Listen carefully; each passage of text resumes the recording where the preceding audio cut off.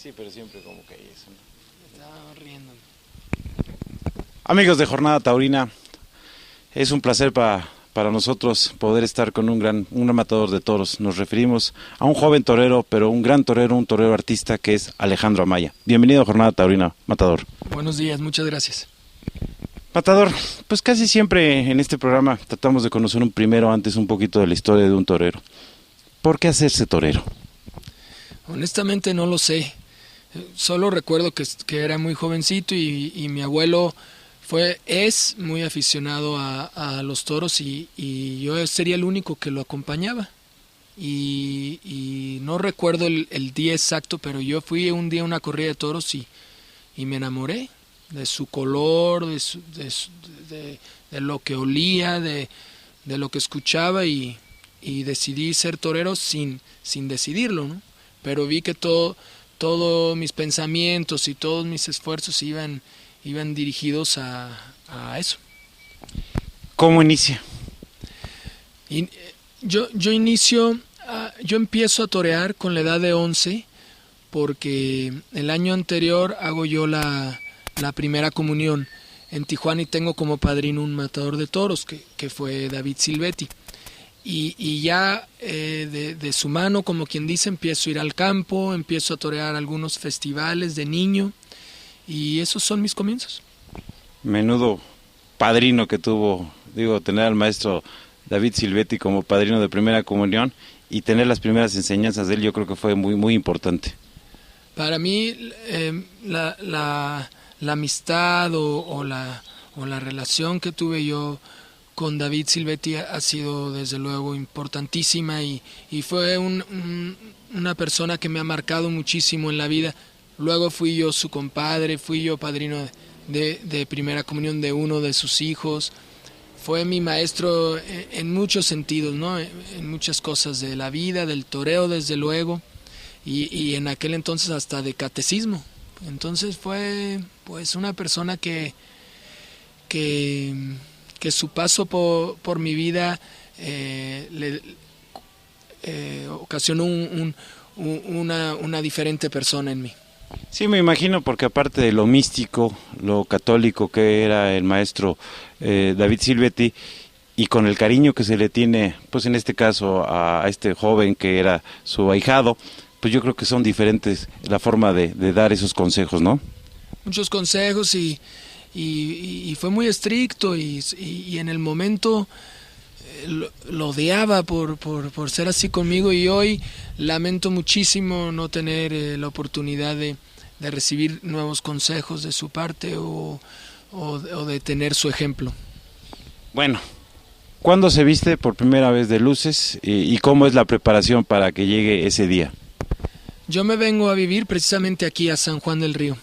Ya con 18 años vivo en casa del matador Juan Cañedo y empiezo a hacer algo de campo en las ganaderías que están aquí al alrededor. Y no es hasta el otro año, hasta el 98, que soy parte de la Escuela Taurina de Pastegé. Me voy a vivir a Toluca con una serie de toreros que luego hacemos un viaje a España.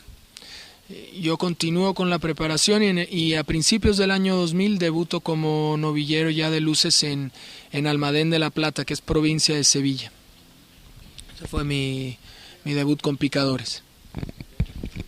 La familia, parte tan importante en esta carrera, ¿cómo lo toma? Porque si bien sabemos, como lo acaba de comentar, el abuelo es el que le hereda esta afición, esta bella afición, pero ¿qué dice la familia cuando Alejandro Amaya decide ser torero? Ellos querían otra cosa para mí y la verdad yo me iba muy bien en la escuela, entonces ellos veían lógico que yo continuara, hiciera una carrera profesional. Sin embargo, yo ya tenía mis ideas muy claras y no fue fácil, batallé muchísimo. Sin embargo, tampoco fue una sorpresa para ellos porque lo veían venir, ¿no? Sabían, me conocían bien y sabían que era algo que era natural en mí. Y me costó convencerlos, pero al final han sido un apoyo muy grande para mí, sobre todo en lo moral, ¿no? Y mi familia vive en otro mundo, como quien dice, ¿no? Ellos hacen otra vida, viven desde, pues, a una gran distancia de mí y están ahí pendientes y están siempre ahí para lo que se me ofrezca. Y la verdad que han sido, bueno, no hubiera podido llegar hasta este momento sin ellos, desde luego. ¿Qué tan importante, ahora que está hablando que usted se fue a España con la escuela de Pasteje, qué tan importante fue en España para usted su carrera a sus inicios? Mire, España ha sido un país muy importante para mí porque creo yo que ha sido un aprendizaje que quizá aquí en mi país hubiera sido un poco más pausado, por decirlo de una manera. Yo tuve una oportunidad, no porque el toreo de aquí de México no te lo pueda aportar, pero tuve la oportunidad de torear con muchísima continuidad en esos años como aficionado. Hacía muchos tentaderos como aficionado en la tapia, por la mañana, por la tarde. Había tantas ganaderías cerca del Castillo de las Guardas, que era donde vivíamos, que me permitían eso, que aquí en México, pues por las distancias y por un número menor de ganaderías, pues es casi imposible, ¿no? Para el muchacho que aquí se quiere empezar a foguear. Entonces me vino como anillo al dedo, ¿no? En ese momento crecí rápidamente y cuando decidí vestirme de luces, yo tenía muy poco tiempo de estarme preparando, cosa que veo que aquí es todo lo contrario, ¿no? Veo a muchos muchachos, los reconozco ya de verlos en el campo a través de muchos años, hasta que luego los veo ya en la plaza. Entonces España, en ese momento y en el momento actual, ha sido un país muy importante para mí, al igual que los compañeros de los que me rodeaba, compañeros novilleros que ahora son matadores de toros mexicanos, que fueron compañeros de lucha, y entre nosotros existía un celo muy bonito que nos hacía superarnos. Pero Pasteje es la primera escuela que tenemos contacto. ¿Qué hace esto, no? De llevarse a los jóvenes a prepararse a España. Obviamente allá es su fiesta nacional, de allá viene la fiesta, y creo que es la importancia de que ahora ya muchas escuelas lo estén haciendo, llevándose alumnos, pero en este caso se llevaron a varios, ¿no? Varios. Éramos por lo menos 5 o 6 muchachos. Luego yo me separé del grupo, me comenzó a apoderar el maestro Juan Silvetti y ya hicimos vida por nuestra cuenta, pero yo creo que Pasteje fue muy importante para mí. Yo siempre voy a tener un recuerdo muy bonito de mi paso por Pasteje y un agradecimiento total para don Carlos Peralta. Hay mucha gente, no sé si sea cierto, que dicen que Alejandro Amaya empieza como rejoneador. ¿Qué tan cierto es esto? Eso no es una mentira, ¿no? Porque bueno, es curioso. Yo no quería ser rejoneador, desde luego, pero yo vengo a vivir a casa del maestro Juan, como te mencionaba, y él habiendo sido rejoneador, y en ese rancho lo que se respiraba era ambiente de caballos y era lo que había. Yo pienso que lo que querían un poco era que yo me aburriera. Y entonces yo vengo aquí y me llevo todo el día arriba del caballo y limpiando caballos y curando y era pues 2 manos más, ¿no? En un rancho en el cual se crían caballos, y el maestro era una persona muy estricta y muy especial, y yo la verdad que ahora tengo un recuerdo muy bonito de mis días con él, pero él me decía: tú no puedes ser torero, porque eso es muy duro, y él diría: pues este es un muchacho de una familia acomodada y tú no puedes ser torero, eso no es para ti. Y yo le decía: sí, maestro, yo quiero torear. No, usted se va a enseñar a montar y va a hacer lo que yo diga.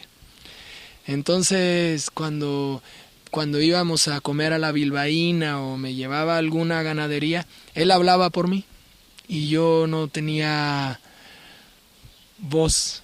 Entonces mucha gente me conoció como un muchacho que quería ser rejoneador. Y la verdad, hasta la fecha, tengo mucha afición por los caballos y una de mis pasiones es montar a caballo. Ahorita que estábamos hablando, amigos, de maestros, vemos en Alejandro un torero muy, pero muy artista.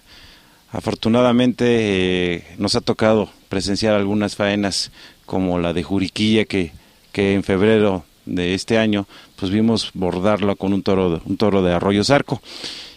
Se aprende, se nace con este don de ser artista, porque pues obviamente si tiene uno de maestro en un principio y yo creo que en un principio a uno le marca la pauta a seguir, tener al maestro David Silvetti como lo dijimos, que le sus primeras enseñanzas.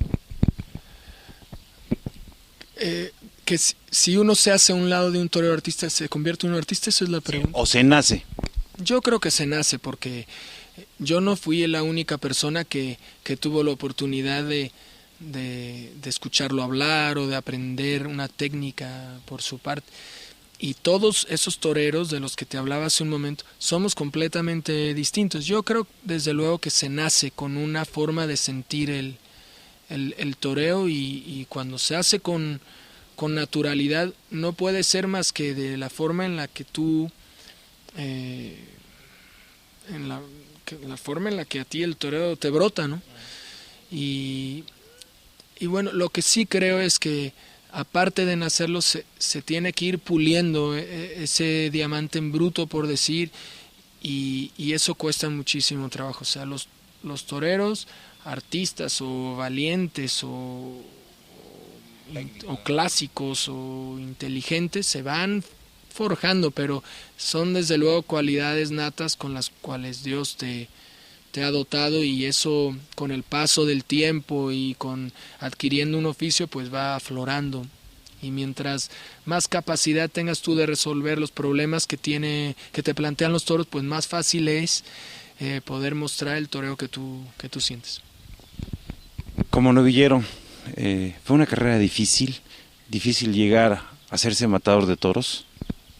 Mi etapa de novillero fue más fácil, quizá porque yo jugaba al toro. Yo quisiera torear hoy como toreaba yo en las primeras novilladas mías. Y no sé por qué, a diferencia de entonces, pues tengo muchísimo más oficio y he matado un número muy grande ya de animales como para no poder yo recuperar eso de mis inicios, pero yo jugaba al toro. Yo realmente no tenía idea de lo dura que iba a ser la profesión, de las cosas que me iban a ocurrir en el camino, y para mí era una cosa muy sencilla. Me vestía de luces y salía sin tantas preocupaciones que hoy en día llevo, ¿no? Hoy en día a la plaza vas con la certeza de que un fracaso en ese día te va a traer consecuencias muy malas, que necesitas triunfar para que el año que entra te vuelvan a anunciar en esa misma plaza, que tu carrera no tome el vuelo deseado. Entonces son cosas que en aquel entonces yo, incluso los percances hoy en día, sabes que un toro te levanta los pies y te puede herir y te puede hacer mucho daño. Y yo en aquel momento sentía que los toros a mí yo podía rodar por los lomos de los novillos y nunca me sentía yo a merced como me puedo sentir ahora. Y era muy bonito mi ambiente, y el maestro Juan me regañaba y a mí me daba un poco de risa, ¿no? Yo me lo tomaba todo como una cosa muy fácil. Incluso no entraba yo a matar al carretón y mataba yo muchos novillos. Luego atravesé un bache y tuve que buscar un carretón y aprender una técnica que la tenía aprendida. Y entonces fue una etapa muy bonita. Yo era un hombre pues muy joven y con muchísima ilusión, y se me pasó en media hora, y me gustaría muchas veces poder volver. No creo que sucede como cuando le hablan a un hombre mayor de un muchacho en el colegio. Disfruta, no hombre, si yo pudiera volver a estudiar, no tenía una preocupación ninguna, pues una cosa similar. Nos recuerda, amigos, de alguna manera el hecho de que le decimos a mucha gente en jornada taurina que es en el toreo como aficionado hay que aprender, hay que disfrutarlo, porque cuando se aprende y busca uno que si la técnica, creo que llega uno un momento a no disfrutar tanto como se disfruta como aficionado. Yo creo que lo más lindo es llegar a un tendido y disfrutar. No saber tanto a veces, porque a veces se amarga uno, esa es la palabra exacta, no se llega a amargar. ¿No cree usted eso, Matar? Son etapas. Yo como torero tuve un día que para mí fue un parteaguas en mi vida, porque pensé no torear más. Un día, por circunstancias, dije, yo no vuelvo a torear. Y a los días fui al campo, sin querer ir al campo, acompañando a alguien, y vestido de civil me puse delante de un toro y recuperé una ilusión perdida, ¿no? Y toreé como no había sido capaz de torear quizá hasta ese momento, y había pasado yo una semana sin entrenar, sin coger un capote, sin coger una muleta, cosas que siempre he hecho con tanto gusto, porque para mí ha sido un privilegio levantarme y decir, mi trabajo es lo que yo desearía hacer un domingo o un rato para darme placer. Eso son mis obligaciones diarias. Entonces, no sé qué me ocurrió, ¿no? en aquel entonces, pero me puso Dios en el camino ese toro y ese momento, y fue para mí muy importante. Y yo creo que al aficionado le pasará igual, ¿no? A lo mejor llega a pensar que no hay nunca toreros que ilusionan, que los toros no embisten, que el toreo atraviesa un momento malo, que aquello está perdido, y puede ir a la plaza y encontrarse con un torero y un toro que le devuelva toda esa ilusión. Sí, definitivamente el amor a la fiesta es impresionante. A veces uno piensa que ya la dejó, pero la misma fiesta a veces lo vuelve a enamorar, lo vuelve a agarrar. 18 de agosto del 2001, o de octubre, perdón, 18 de octubre, 18 de octubre 2001, en Jaén, de padrino Enrique Ponce, testigo Julián López el Juli, toros de Jandilla. Ahí empieza la responsabilidad. Ahí cambia todo, drásticamente, porque te haces cuando aquello inicia, en ese momento cuando iniciamos ese nuevo paseillo, ya como matador de toros, veo a mi lado dos figuras del toreo y me encuentro con otro ambiente completamente distinto. Ya no son dos jóvenes como yo, ya el público exige de otra manera, ya el toro también te exige otra firmeza, y los compañeros tienen una capacidad y hacen cosas que son prácticamente imposibles ahí, ¿no? Delante del toro, y ya cambia todo, y ya empieza uno a verse con 22, 23 años, que uno ya es un hombre, y con un deseo de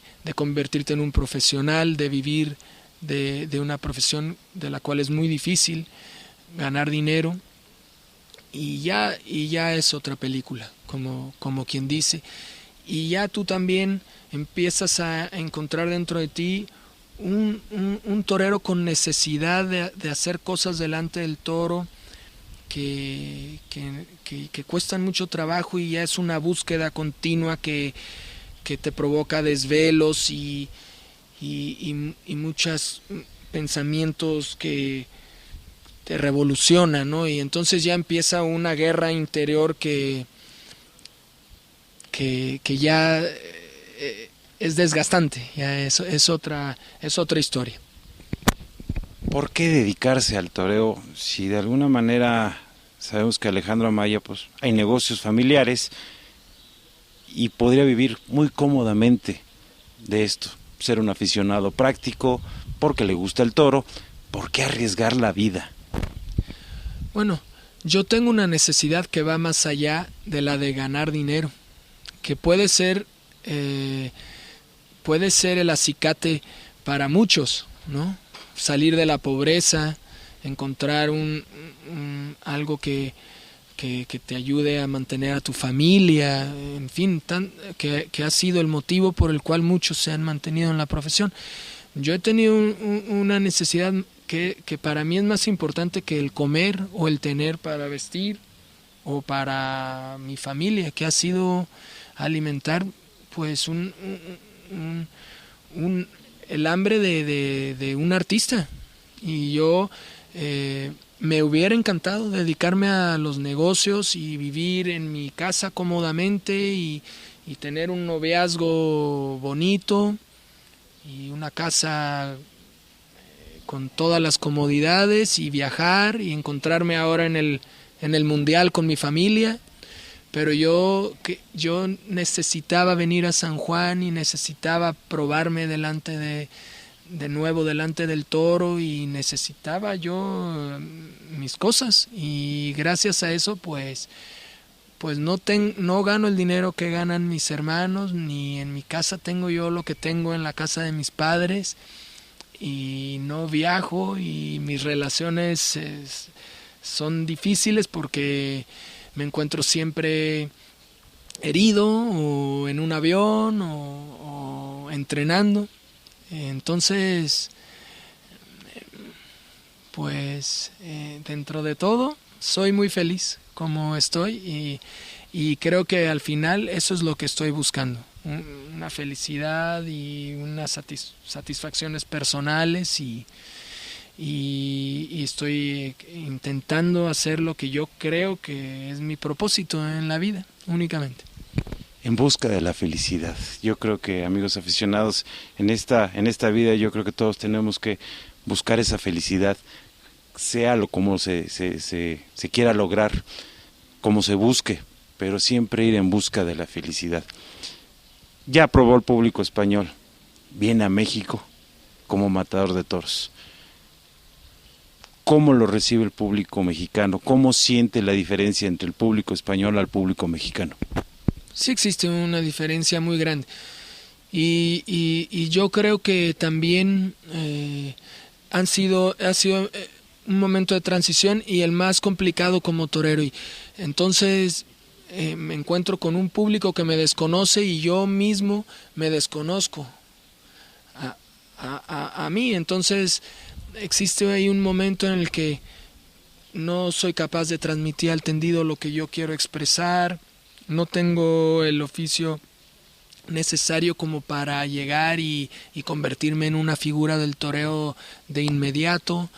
Entonces viene un momento en el cual no hay acoplo entre la afición o la prensa y un torero, ni con un toro nuevo, que es el toro mexicano, que es completamente distinto. Entonces son unos años de muchísima lucha, y gracias a Dios doy con Rafael Báez y con el maestro Eloy, que me dan una oportunidad de torear con muchísima continuidad y empezar a probar cosas nuevas y a desechar y a hacer y a no hacer y entonces es cuando ya pasan 6 o 7 años como matador, y vienen esas faenas que yo soñaba y no podía realizar. Me empiezan a ocurrir, pero no todos los días, ¿no? Que es un decir, sino muy aisladas, 1 o 2 al año, pero ya me empiezo a acercar a lo que yo deseo realizar en el ruedo, y hoy por hoy, después de 9 años del día 18 de octubre del 2001 que mencionabas, empiezan a venir un día sí y uno no, y con el toro con el toro medio bueno, que no es el toro aquel extraordinario con el que todos soñamos, sino ya con un mayor porcentaje de toros. Y entonces es cuando creo puedo hablar de un torero que comienza a cuajar, que comienza a ser capaz de expresarse con el toro regular, a veces hasta con el toro malo. Y empieza a venir el triunfo ya como norma y me empiezo a creer capaz de colocarme un día en un sitio privilegiado, y entonces ya despierta en mí una inquietud tremenda y una ilusión muy grande.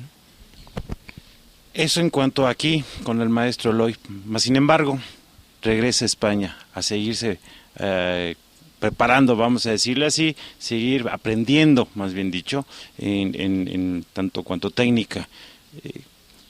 ¿Cuál es la diferencia? ¿Cómo se consigue, si se pudiera decir, quitarse un chip y ponerse un chip para ver lo que es el encaste del toro mexicano al encaste del toro español? Bueno, a diferencia de México, en España existen un sinfín de encastes que ya de por sí te hacen tener que estar cambiando de chip, como dices, ¿no?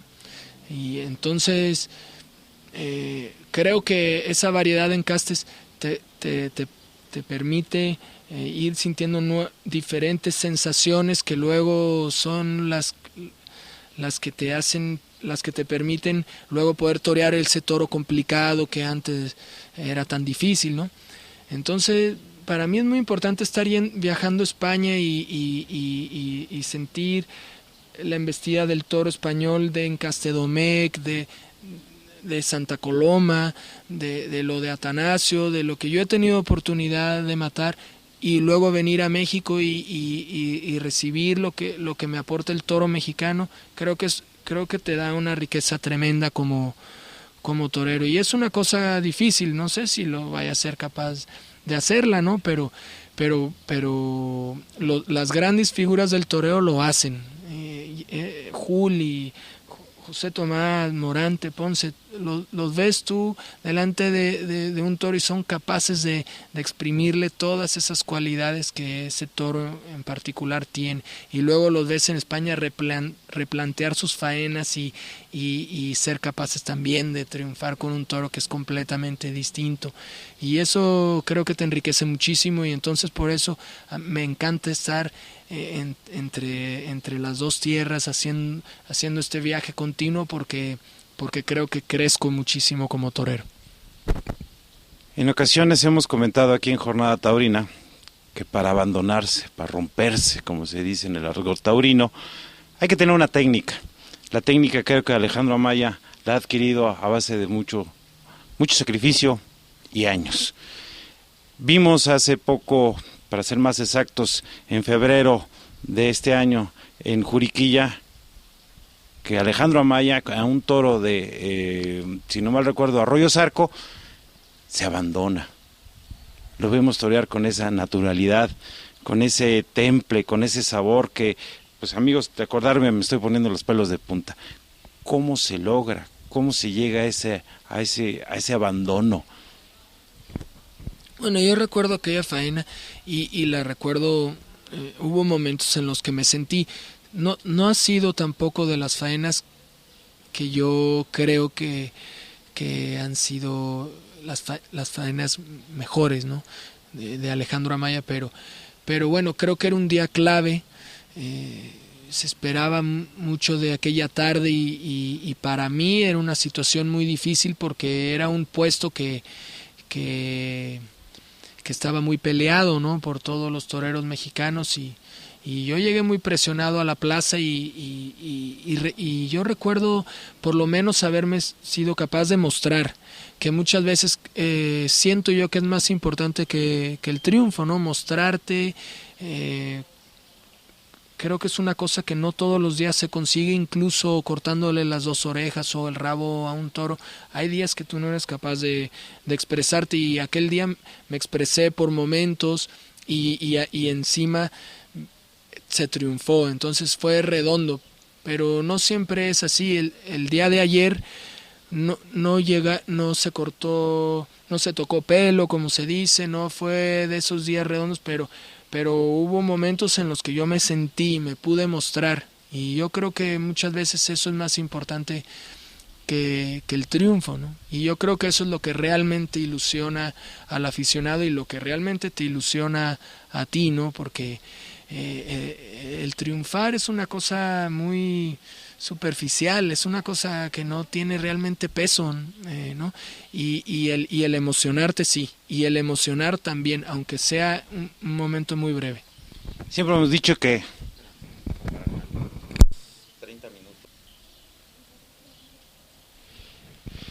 Matador, sabemos que cuando un artista hace una obra de arte, pues normalmente se queda a admirarla, se queda a gozarla, a paladearla, a degustarla.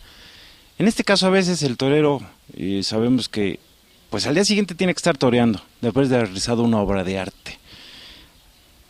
¿Qué es para ustedes a veces el no poder disfrutar de alguna faena, de vivirla, de gozarla? Porque al día siguiente, obviamente se goza en el momento, pero a veces de disfrutarla. Hemos visto toreros, recuerdo a Guillermo Capetillo, al maestro David, que después de faena se perdían porque ellos decían que se habían vaciado.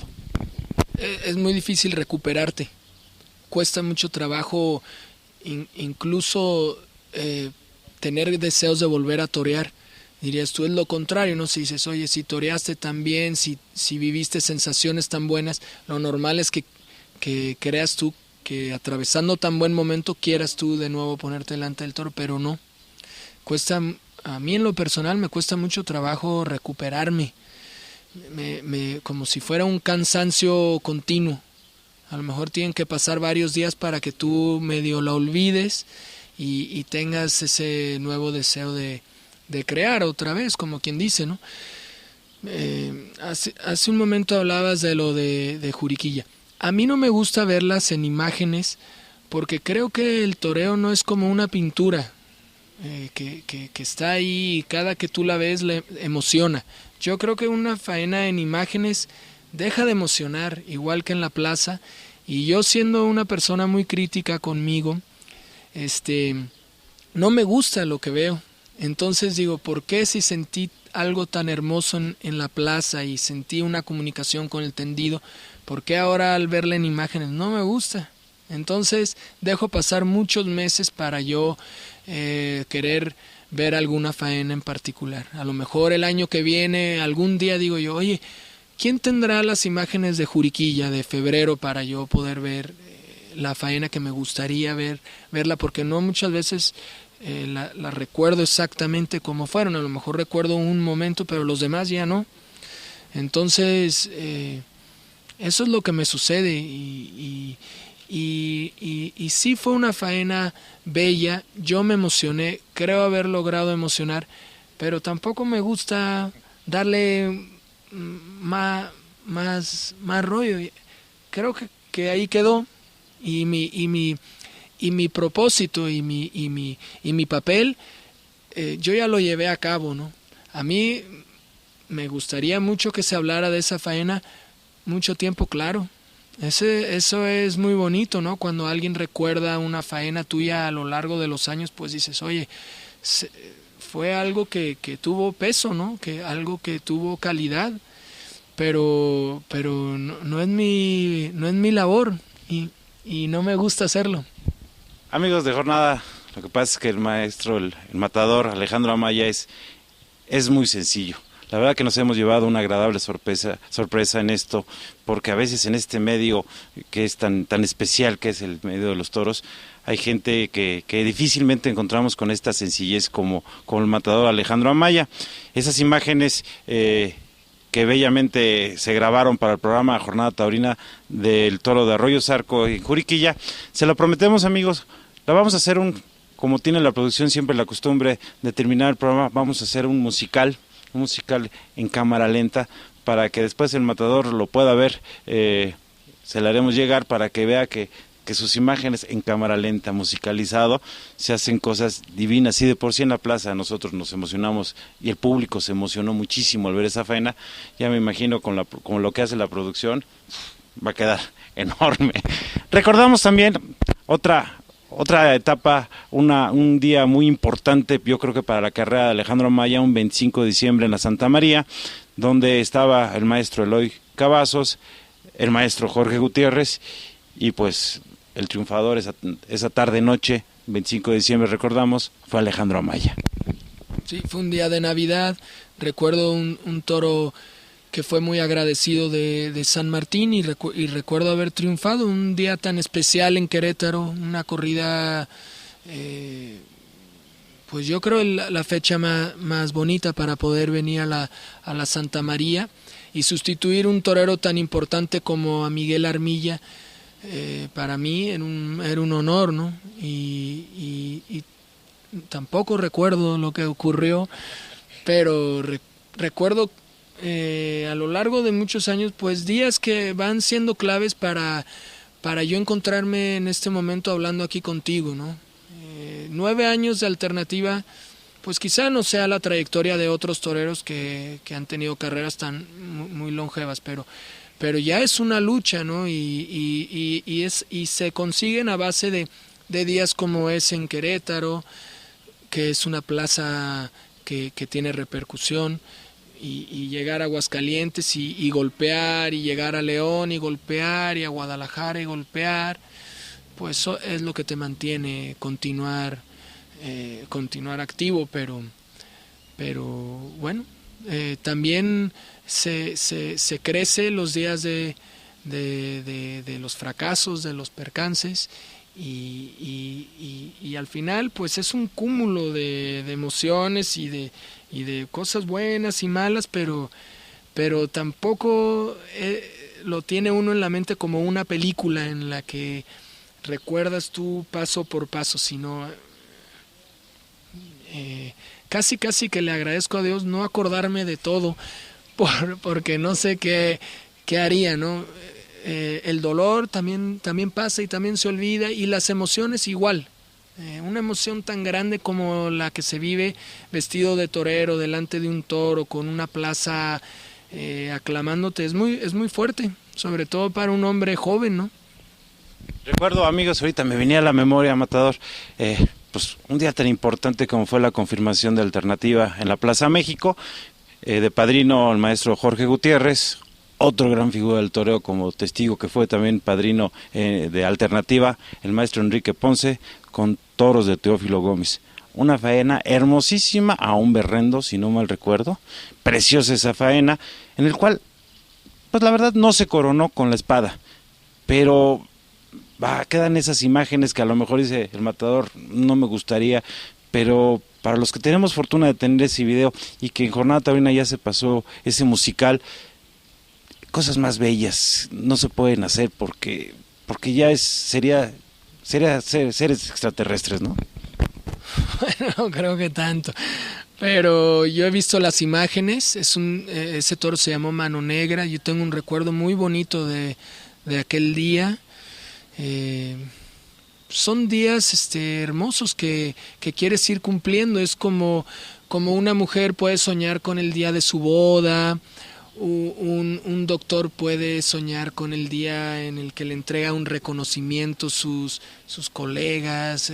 Son cosas que vas logrando a base de mucho esfuerzo, y para un torero tomar la alternativa, confirmar en la plaza más importante de América, confirmar en Madrid, pues son medallas que nos vamos colgando, y días para los cuales se vive toda una vida para poder llegar a ese momento, y yo recuerdo haberle hecho cosas bonitas al toro, y recuerdo haber visto una plaza muy llena, y tengo una sensación de haber vivido aquel día plenamente, ¿no? De haber caminado por ese túnel y haberme encontrado con una figura del toreo nuestra y una figura del toreo mundial, y me siento agradecido con la vida por días como ese.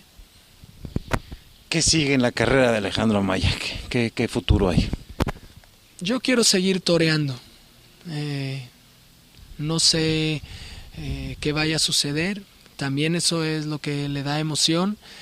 Pero quiero seguir cumpliendo con compromisos aquí en mi país, como lo son Tijuana, que es el más próximo, que además es mi tierra. Vamos a Saltillo, vamos a Monterrey, probablemente venga a San Luis. Eso es lo más inmediato. Probablemente también ya en el mes de septiembre a Zacatecas, pero aunado a eso está también lo que estamos intentando en España, y también hay compromisos que están ya aquí encima, como quien dice, como Madrid, como Barcelona. Vuelvo a Baza, me presento en Calatayud, vuelvo a Puruyena.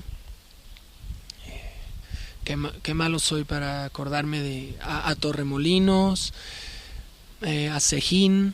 En fin, hay un calendario que pues nos va a dar muchas oportunidades de conseguir esos triunfos que necesitamos, y de volver a realizar cosas que nos emocionen, y de mantenernos vivos, ¿no?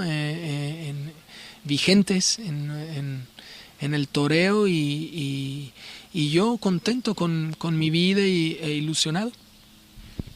Pues una carrera muy extensa, una agenda amplia para hacer España. La verdad es que para abrirse camino allá en ruedos ibéricos cuesta mucho trabajo, pero no dudamos que el arte de Alejandro Maya esté llenando de esa esencia los ruedos de allá. No sé, creo que ustedes saben, amigos aficionados, que Jornada Taurina, programa Jornada Taurina, la revista, pues ha estado con ustedes hace ya algún tiempo. Ahora Jornada Taurina tiene un portal www.jornadataurina.com, pero como siempre necesitamos un padrino, y yo creo que no hay mejor ocasión para pedirle a Alejandro Amaya que sea nuestro padrino de internet. Yo creo que poniendo esta entrevista, porque no va a ser un portal en cuanto a noticias. Creo que hay muchos muy buenos, afortunadamente, tanto españoles como mexicanos, pero sí un portal donde exista pues un programa de televisión, donde exista entrevistas musicales, donde se hable de las escuelas taurinas. Primero, antes que nada, si acepta ser el padrino, y segunda, ¿qué piensa usted de esos tipos de portales que creo que para nosotros creo que es nuevo? Yo creo que es un concepto nuevo, ¿no? A diferencia de portales que son extraordinarios, que al tercer toro te están informando de lo que ha ocurrido en un festejo en donde sea en el mundo, como Mundo Toro, como Burladero, como Mundo Toro México, como Burladero 2, como tantos, ¿no? que existen, que son extraordinarios. Creo que le da creo que es un giro completamente. Creo que a mí en lo personal me interesaría más escuchar a mis compañeros hablar, ver faenas de años atrás, ver que a la actualidad yo creo hoy en día vuela. Nosotros por lo menos vamos de viaje y ya nos enteramos cómo salió una corrida, cómo estuvo la terna, y cosas como estas quizá no. Entonces yo la verdad los felicito, me honra ser el padrino de su nuevo portal, y les deseo muchísimo éxito. Muchas gracias, Matador. No sé si quiera usted agregar algo para nuestros amigos, por nuestra afición, iba a decir, para nuestros amigos de Jornada Taurina. Agradecerte mucho este momento, pedir una disculpa porque no soy una persona muy fácil de palabra, y creo que a veces yo mismo al decir algo creo que no me entiendo ni yo. Entonces yo espero que haya sido un momento en el cual la gente me pueda conocer un poquito más, y cuando vaya a la plaza vaya un poquito predispuesta y sabiendo quién se encuentra detrás del vestido, y espero haya sido un momento tan agradable como para mí. Pues se lo agradecemos mucho, Matador. Nada más una pregunta. ¿Qué color era alterno? Porque ayer tenemos esa discusión. Los sastres inventan muchos nombres para los colores. A Marcos Elmos le dice naranjita, pero Antonio, que es el creador de este vestido, dice que es melocotón y azabache.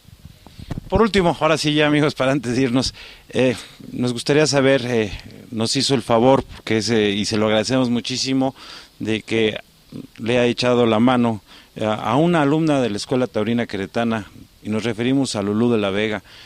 Se lo agradecemos de antemano todo el equipo, la producción, porque pues sabemos que es difícil torear allá, estar en las ganaderías, mas sin embargo nos hizo el favor, le hizo el favor a Lulú de llevarla al campo. De veras, ¿cómo se lo podemos agradecer, Matador? Al contrario, ustedes me han hecho el favor a mí de presentarme a una persona como Lulú y espero poder vivir otros días de campo como el que pasamos hace unas semanas y yo aprender de ella y ella de mí. Y la verdad, mi agradecimiento es para con ustedes. Pues muchas gracias amigos, la verdad es que el Matador es una persona sumamente sencilla y eso nos da muchísimo gusto. Muchas gracias y esperemos verlo más seguido por acá. Eso, nos veamos pronto.